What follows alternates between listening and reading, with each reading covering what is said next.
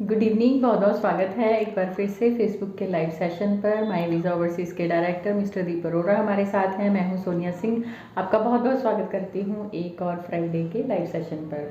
और आज हम जुड़े हैं कुछ नए अपडेट्स को लेकर जो बहुत ही इम्पॉर्टेंट हैं, और जिस वजह से क्या होता है कि अगर सही खबर आप तक नहीं पहुंचती है तो बहुत सारी कन्फ्यूजन आ जाती है आपके अंदर, आपके मन के अंदर, और पेरेंट्स को भी कन्फ्यूजन हो जाती है, और बच्चे जो कुछ ना कुछ कर रहे होते हैं उसमें थोड़ा सा उन्हें टू माइंड्स में हो जाता है कि अब हम ये करें या ना करें। तो हम आपको अपडेट्स देने ही आए हैं, जिसमें कि सबसे पहला एक अपडेट है हमारे पास पीटीई का। सर हमें ज़्यादा डिटेल में बताएंगे कि इसका क्या अपडेट आया है और क्या इसका प्रभाव हो सकता है। बहुत बहुत स्वागत है सर आपका फिर से। Thank you Sonia. So as usual आप फुल ऑफ एनर्जी हो, और हमें भी we feel lot of inspiration from you कि आप बहुत बढ़िया कर रही हो। फ्रॉम द लास्ट 6 मंथ्स आपने जो स्टूडेंट्स की, पेरेंट्स की प्रॉब्लम्स को समझा है, जाना है, उनको सॉल्व करने की कोशिश की। आप इस मंच पे प्रॉब्लम सॉल्व करती हो, तो ये एक बहुत बड़ा एफर्ट्स है, और माई वीज़ा आपका ये जो एफर्ट्स है इसके लिए आपको सैल्यूट करता है। राइट। सो सोनिया, आपने बड़ा अच्छा क्वेश्चन किया कि पीटीई का जो पीछे खबर आई थी कि क्या बंद होने जा रही है या इसका क्या प्रभाव पड़ने वाला, उसके बारे में हम अगले 4-5 में बात करेंगे। उसके बाद एक और टॉपिक भी हम लेंगे। तो सबसे पहले बताना चाहेंगे कि My Visa Overseas Ghumar Mandi Ludhiana Pearl Palace से हम ऑपरेट कर रहे हैं, और सेकंड ऑफिस हमारा आपको मालूम है कि श्री गंगानगर में है, और मिस्टर सिकंदर वहाँ से काम कर रहे हैं। और being branch head over there, आप उनको 10 to 6 कभी भी आप उनसे कांटेक्ट कर सकते हैं, उनसे मीटिंग कर सकते हैं। कोई भी आपकी प्रॉब्लम होती है रिगार्डिंग इमिग्रेशन तो आप उनसे बात कर सकते हैं। आपने मुझसे बात करनी हो 9815873700 पे आप 10 to 6 कभी भी टाइम लेकर आप मुझे मिल सकते हैं, हमारी टीम को मिल सकते हैं। राइट। सो आज से कोई 5-7 दिन पहले एक न्यूज़ थी कि पीटीई जो है वो बंद होने जा रही है या हो सकती है, या उसका क्या प्रभाव पड़ेगा। तो जो न्यूज़ आई थी वो आपको मैं बताना चाहता हूँ कि न्यूज़ ये थी कि जितने भी कनाडा में फाइलिंग लग रही है, वो जिन लोगों ने पीटीई की हुई है उनके जो सक्सेस रेशो है वो ज़्यादा है। आइल्स में दिक्कत आ रही है और लोगों को वीज़ाज़ नहीं मिल रहे, और पीटीई की जो प्रोफिशिएंसी है, लैंग्वेज प्रोफिशिएंसी से हम एक स्टूडेंट की कैलिबर को नहीं चेक कर पाते। तो हमें क्या पीटीई पे बैन लगाना चाहिए, या पीटी बंद कर देनी चाहिए, या सिर्फ और सिर्फ आइल्स को ही आगे प्रमोट करना चाहिए। तो ये खबर जो कैनेडियन जो ब्यूरोक्रेट्स हैं जो वहाँ पर एडमिनिस्ट्रेशन में थे, उन्होंने ये चीज़ ट्विटर पे दी, और इसकी कोई ख़ास पुष्टि नहीं हो पाई, क्योंकि कई कॉल्स आती हैं हमें कि सर क्या पीटीई बंद होने वाली कनाडा में। अभी फ़िलहाल तक कोई भी ऐसा मेंबर ऑफ पार्लियामेंट जो है वहाँ पर, जो पार्लियामेंट्स में ऐसी कोई डिस्कशन नहीं हुई है, मिनिस्ट्री में ऐसी कोई डिस्कशन नहीं हुई है। ओवरऑल टोटलिटी में पीटीई का बंद करना कोई ऐसी खबर नहीं है। सिर्फ एक सुझाव आया है कि पीटीई के जो स्टूडेंट्स हैं वो उनको ईजी है पीटीई करना एज़ कंपैरिजन टू आइल्स, और पीटी वाले जो बच्चे हैं वो ईज़िली आइल्स कनाडा का वीज़ा ले लेते हैं, जबकि आइल्स वाले जो स्टूडेंट हैं वो 5.5 पे आके अड़ जाते हैं। जैसे बताया कि स्पीकिंग या रीडिंग में उनके 5.5 आ जाते हैं, तो 4-4, 5-5, 10-10 बार लोग इसको रिपीट करते हैं, जबकि पीटीई इतना डिफ़िकल्ट नहीं माना जाता। तो क्यों ना सिर्फ आइल्स को ही प्रमोट किया जाए, पीटीई को रहने दिया जाए। तो ऐसा एक सुझाव आया है एक ब्यूरोक्रेट्स की तरफ से। कोई ज़्यादा इसकी ऑथेंटिकेसी नहीं है अभी तक। किसी भी कनाडा की वेबसाइट cic.gc.ca पे इसका कोई भी प्रूफ नहीं है कि इसको बंद किया जाए। तो अभी आपको ऐसा कोई र्यूमर्स में जाने की ज़रूरत नहीं है।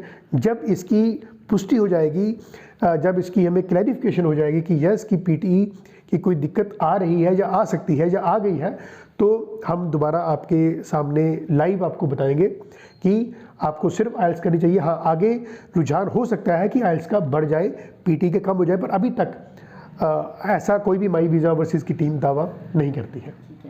तो एज ऑफ नाउ ये मान लिया जाए कि ऐसा कोई बंदिश नहीं लगी है। हाँ बिल्कुल, पीटी करके जा सकते हैं, आप अप्लाई कर सकते हैं, अभी तक अप्लाई कर सकते हैं आप। अभी के लिए जो स्टूडेंट्स कर रहे हैं और जो पेरेंट्स हैं वो वरी ना करें, अपना कंटिन्यू रखें पीटी करना। एक सुझाव है, सुजेशन था कि ऐसा ऐसा हो रहा है तो क्यों ना पीटी को बंद करके आइल्स को आगे प्रमोट किया जाए। जो शुरू करने वाले हैं वो ऑब्वियसली थोड़ा सा सोच समझ कर डिसीजन ले लें, जो कर रहे हैं वो ज़्यादा वरी ना करें, अभी के लिए वो कंप्लीट कर लें। और किसी भी नई चीज़ को लागू करने में हमेशा हमें टाइम लगता है, तो जो अभी जो कर रहे हैं तो इतना ज़्यादा बिल्कुल, जब तक ये वेबसाइट पे नहीं आए, हाँ जब तक ये वेबसाइट पे नहीं आती कनाडा की, तब तक ऑफिशियल अनाउंसमेंट तो तब तक आप कोई वरी ना करें। तो और अगर कोई आपका क्वेश्चन है तो आप हमसे पूछ सकते हैं। और एक पॉइंट और कवर कर लेते हैं जो अपडेट्स में, जो कैन प्लस है उसके ऊपर आप कुछ रोशनी डालिए कि उसके बारे में आप। बिल्कुल बिल्कुल ठीक है। कैन प्लस एक ऐसा वीज़ा है जो लोग अवेल नहीं करते जी।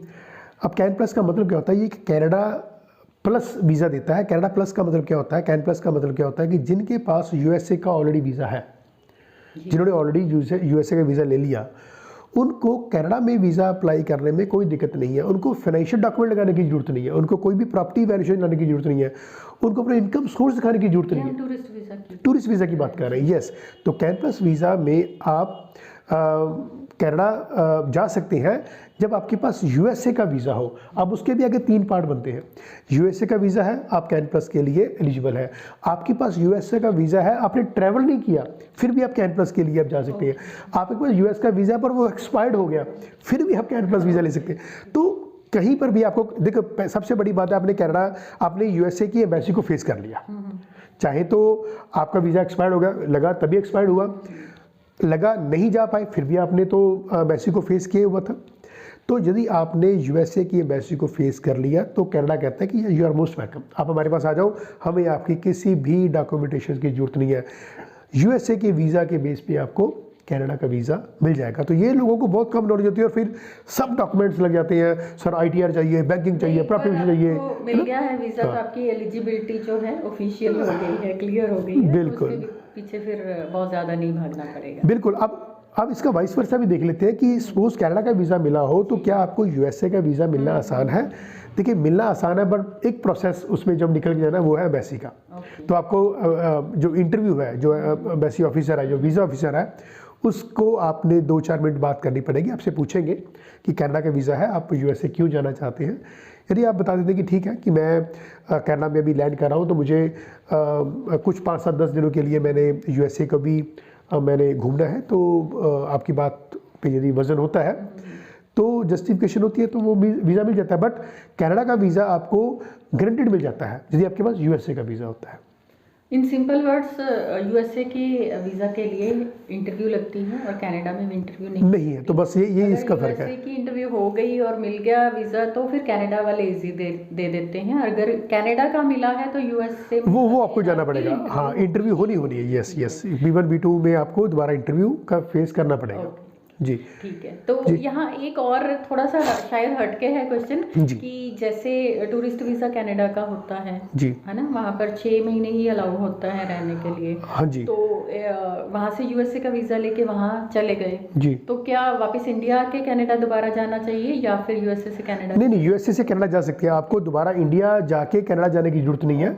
आपको कनाडा से यूएसए का वीज़ा मिला है तो you need not to come to your home country first to go to Canada, क्योंकि कनाडा का वीज़ा आपको मिल ही गया। 10 साल का या 7 साल का या 5 साल का जो आपकी अपनी तो वैलिडिटी ऑफ पासपोर्ट है या जितना वीज़ा मिला आपको, उसमें आप जितनी बार मर्जी उस बॉर्डर को क्रॉस कर सकते हैं। यदि आपके पास यूएसए का वीज़ा भी है, कनाडा का वीज़ा है, आप जा सकते हैं अनटिल और अनलेस कि आपके पास जस्टिफिकेशन हो कि आप बार बार क्यों जा रहे हैं। मैं वही पूछने वाली थी कि अगर मान लीजिए 10 साल का वीज़ा है कनाडा का तो फिर कोई इंसान इंडिया आएगा ही नहीं, कनाडा से यूएस नहीं। हाँ, ये आपकी बड़ी अच्छी बात है। देखिए 6 मंथ्स की वैलिडिटी मिलती है कनाडा में रहने के लिए। उसके बाद यदि वो यूएसए जाता है तो यूएसए में अब उसको सपोज 10 साल का वीज़ा मिल गया तो वहाँ पर 6 महीने रह सकता है। बट जब वो आप कहते हैं कि इंडिया ना आके फिर दोबारा 6 महीने वहाँ पर आ जाए कनाडा में, तो उसको जस्टिफाई करना पड़ेगा कि आप ऐसा क्यों कर रहे हैं, इसके पीछे क्या रीज़न है। हो सकता है कि उसकी मदर कनाडा में बीमार हो, उसकी वाइफ कोई दिक्कत हो, उसके बच्चे की दिक्कत हो, तो जा सकती है, फिर भी इंडिया आने की जरूरत नहीं है। तो यहाँ पर ट्रांजिशन पॉसिबल हो जाती है। तो वो आपने इमिग्रेशन ऑफिसर को भी बताना पड़ता है, क्योंकि जब बार बार स्टैंप लगेगी आपके इमिग्रेशन की, तो you need to justify immigration officer कि मैं पहले 6 महीने कनाडा रहा, फिर मैं यूएसए रह रहा हूँ, फिर मैं कनाडा जा रहा हूँ, फिर यूएसए। ऐसा आपको सीरीज नहीं बना सकते, यू नीड टू जस्टिफाई। फिर आपको होम कंट्री भी आना पड़ सकता है, बट 1-2 बार आपको ऐसा करने की परमिशन मिल जाती है, तो आप बार बार नहीं कर सकते। जैसे लेट्स सपोज आपने दुबई जाना हो, सिंगापुर जाना हो, तो आपको भी बताना पड़ता है कि मैं बार बार दुबई सिंगापुर क्यों जा रहा हूँ, अनटिल और अनलेस आपके पास मल्टीपल वीज़ा ना हो या आपके पास बिजनेस वीज़ा ना हो। यदि आप एक पर्सनल विजिट करने जा रहे हैं, तो उसमें क्या आप कुछ स्मगलिंग कर रहे हैं, कुछ आप कोई इंडिया की कुछ ऐसी चीज़ें बाहर भेज रहे हैं जो गैर कानूनी है, तो वो तो सारा इमिग्रेशन ऑफिसर पूछेगा आपसे। जी बिल्कुल, जैसे वीज़ा अप्लाई भी करते हैं तभी भी रीज़न हम देते हैं कि एग्जैक्टली क्यों जा रहे हैं, तो नेचुरली कि हाँ, तो वहाँ से जाना तो डेफिनेटली रीज़न देना पड़ेगा आपको। जब आपकी इंटरव्यू होती है तो यू नीड टू टेल कि यस कि मैं यूएसए में इतने दिन रहूँगा। आपने मान लीजिएगा कि मैं यूएसए में 30 डेज रहूँगा, अब आपको 45 डेज हो गए या 50 डेज हो गए या 60 डेज हो गए, नो डाउट कि आप वापस कनाडा आ सकते हैं, बट फिर आपको बताना पड़ता है कि सर आपने जो बताया था वो 60 डेज या 30 डेज थे, अब आप 90 डेज के बाद क्यों आ रहे हैं, तो यू नीड टू क्लैरिफाई। कोई बैन नहीं लगता, कोई क्वेश्चन मार्क नहीं है, बट फिर दोबारा जाएंगे, फिर दोबारा आएंगे, तो फिर वो क्वेश्चन मार्क के दायरे में आ जाते हैं। वहाँ पर आपको कहा जा सकता है कि अभी अलाउ नहीं है, तो नेक्स्ट टाइम आप आइए। तो अपना जो बिहेवियर देखिए, बिहेवियर, एथिक्स एंड आपका जो डिसिप्लिन है, आपका जो सोच है, आपका पॉजिटिव थॉट्स है, वो हर चाहे कंट्री हो चाहे कहीं पर भी हो, आपका वो लागू होता है। कहीं भी कंट्री पे इमिग्रेशन करना हो तो आपके पास पॉजिटिव उसके मायने होने चाहिए, पॉजिटिव आपके पॉइंट्स होने चाहिए आपके माइंड में कि मैं वहाँ पर क्यों जा रहा हूँ। तो आज हमने 2 पॉइंट्स कवर किए अपडेट्स में, पीटी और कैम प्लस वीज़ा के। इनसे रिलेटेड या इसके अलावा अगर आपके पास कोई भी क्वेश्चन होते हैं तो आप हमें पूछ सकते हैं, माई वीज़ा के ऑफिस विजिट कर सकते हैं या दिए हुए नंबरों पर कांटेक्ट कर सकते हैं। बहुत बहुत शुक्रिया हमारे साथ। जी, एक पॉइंट मैं साथ में ऐड करना चाहता हूँ कि असल यदि आप हमारे साथ काम भी करना चाहते हैं, मैं सिर्फ 2 मिनट लूँगा आपके, सुनिए कि यदि आप हमारे साथ काम भी करना चाहते हैं, यदि आप ग्रेजुएट है एटलीस्ट, तो मोस्ट वेलकम। आप बीइंग ए फीमेल आप सपोज ऑफिस नहीं आ सकते काम करने के लिए, आप घर से काम कर सकते हैं, कोई दिक्कत नहीं है। आपने कोई इमिग्रेशन ऑफिस अपना खोला हुआ है, आप हमारे साथ काम कर सकते हैं, या आप प्लान कर रहे हैं इमिग्रेशन ऑफिस खोलने के लिए, आप हमारी राय ले सकते हैं। कोई जरूरी कि हमारे साथ ही काम करिए, हम राय भी देने को तैयार हैं, आपको ट्रेनिंग भी दे देंगे, 3 दिन की एक्सक्लूसिव ट्रेनिंग होती है, वो भी आप ले लीजिए। और यदि आपको लगता है कि आप हमारे साथ काम करना चाहते हैं कि माई वीज़ा एक एथिकल कंपनी है, fastest growing company north India, तो यदि आप हमारे साथ काम करना चाहते हैं तो यू आर मोस्ट वेलकम। तो ये मैं बात भी अपनी तरफ से रखना चाहता था। जी, और आपसे एक रिक्वेस्ट कि आप हमेशा हमारे साथ जैसे हर फ्राइडे जुड़ रहे हैं 5 बजे के लाइव सेशन में, हमेशा जुड़ते रहिए। नेक्स्ट फ्राइडे फिर हम आपसे मिलेंगे। बहुत बहुत शुक्रिया। Thank you sir. Thank you Sonia, thank you.